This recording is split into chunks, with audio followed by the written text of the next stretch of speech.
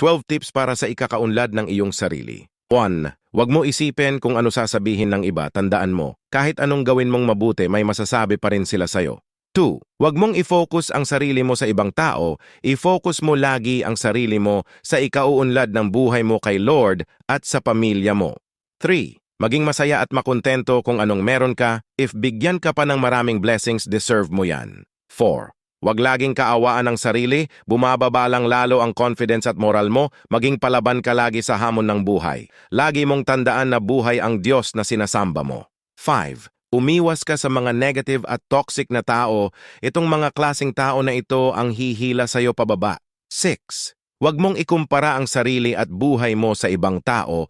Kung anuman nakamit niya, maging masaya ka at alam mong makakamit mo rin yan. 7. Magbigay ka ng time sa sarili mo, need mo din mag-enjoy paminsan-minsan para ma-refresh ang isip mo. 8. Huwag mong gagawin agad or maniniwala kung anuman ang sinabi ng ibang tao sa'yo, lalo na kung ang dahilan nito ay para ma-impress lang sila sa'yo, sa huli ikaw din ang mahihirapan. 9. Gawin mo kung anong gusto mo at magpapasaya sa'yo, huwag mong intindihin kung anong sasabihin nila, basta't wala kang inaargabyadong tao.